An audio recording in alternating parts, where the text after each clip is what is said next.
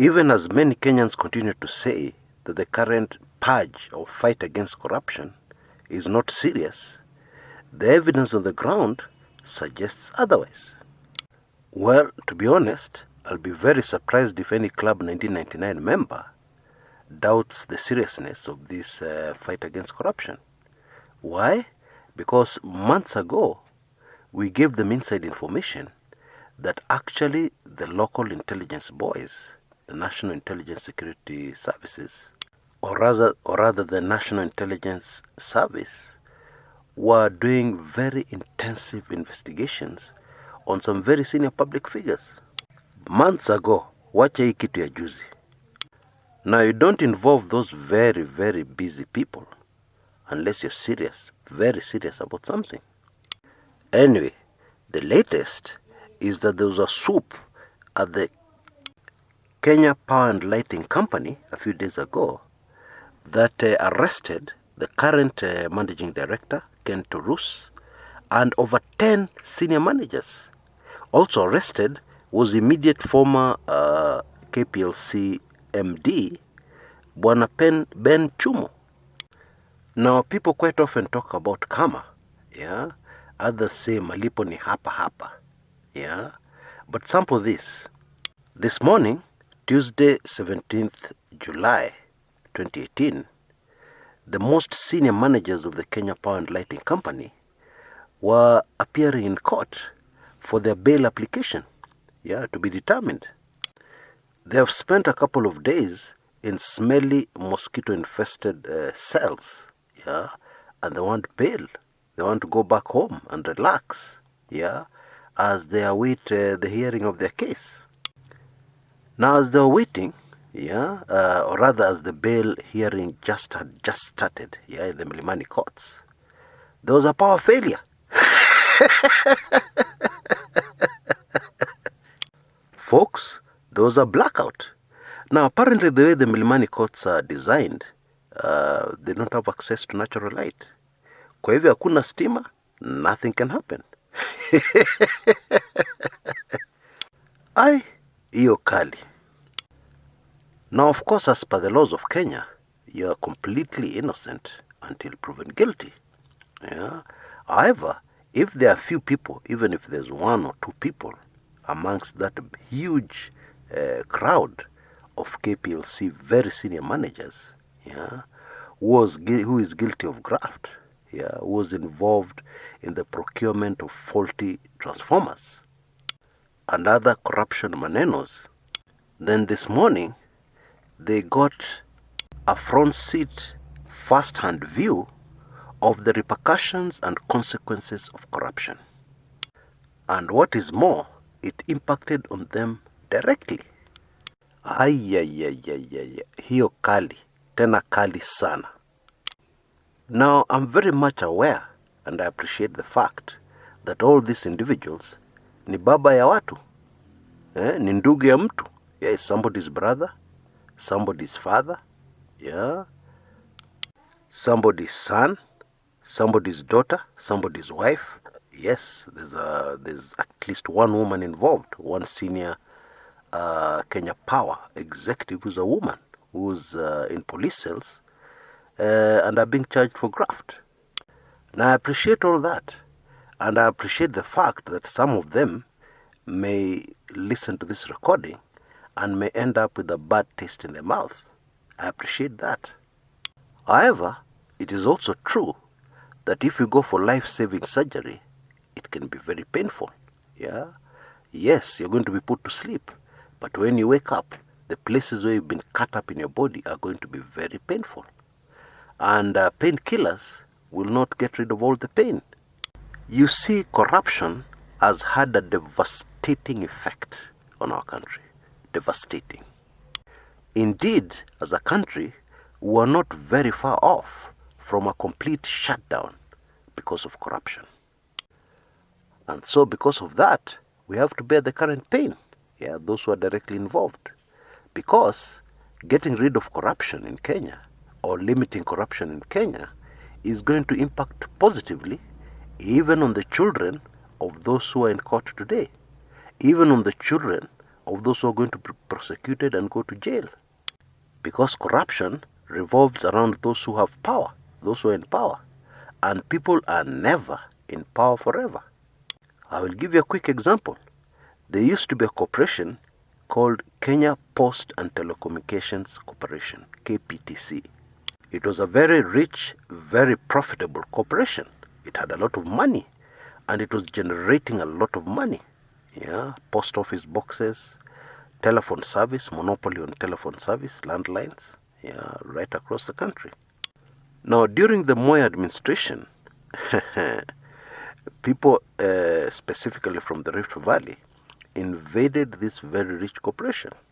Within a few years, this previously prosperous corporation was on its knees. Yeah, no cash, no assets, nothing, just a shell of its previous self.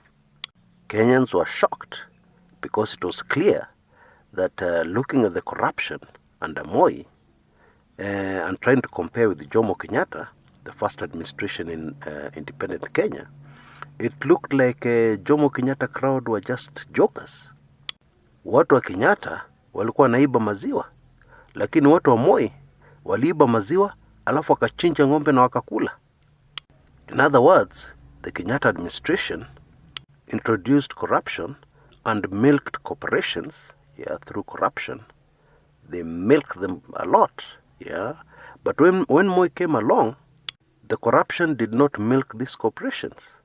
The corruption looted these corporations. Yeah, looted, literally. Carried away everything. So that there's nothing to milk tomorrow. There is absolutely nothing left.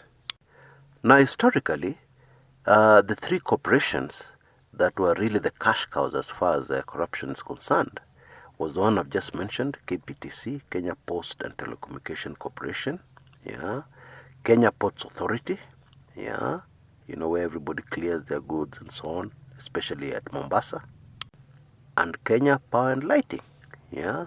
Everybody wanted to get involved in corruption was targeting these three very prosperous state corporations. So you have this situation where the relative of a very powerful person doesn't have a job and questions are being asked. Amesoma? Hapana, hata kuandika jina yake hajui. Okay. Weka yeye askari huko Kenya Ports Authority. Watchman, Kenya Ports Authority. Sio anaweza?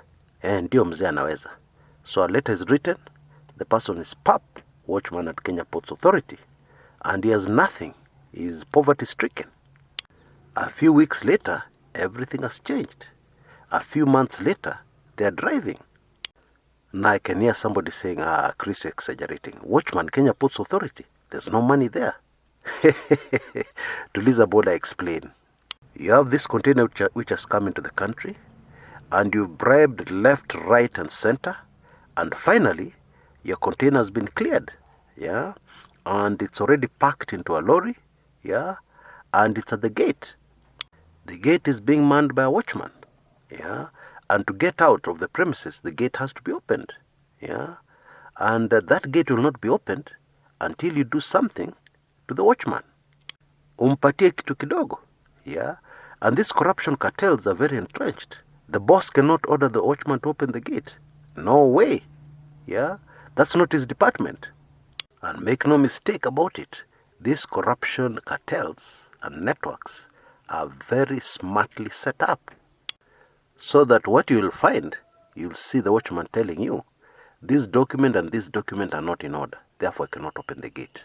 You have not gotten this approval, you have not gotten this signature, therefore I cannot open the gate. But depending on you, I can reconsider. Yeah, that's what corruption is all about in Kenya. Now back to the Kenya Power and Lighting saga. I once got a Kenya Power and Lighting inflated bill, inflated 6 to 7 times of what I used to pay monthly. Yeah, what I used to normally pay. Now in comparison to the other corporations, yeah, if we can just be fair, Kenya Power and Lighting have been much more efficient. So I thought to myself, this is a mistake. If I go to Kenya Power and Lighting and complain, this thing will be fixed very quickly. Oh, it never happened like that. When you go there, they start asking you questions like, what bulbs do you use? Yeah. Do you cook with electricity? Such questions. Now, the truth is that this is a very simple thing to sort out, even if I'm not an electrical engineer. Because all they'd have needed to do is to look at the previous record over 3-4 years, what kind of bills were being paid. And then all they'd have needed to do is check whether the meter is faulty, whether there's a problem. And if they found there was no problem with the meter, then they would have just adjusted the particular bill and given me a correct bill. However, that was not going to happen because of information I got later. And what was this information? That actually the government, during the Moi days, and later I believe, up to the present time, have been using KPLC to raise money. Well, how do they do this?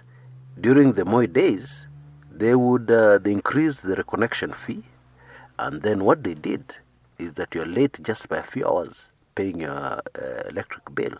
Disconnected. Yeah.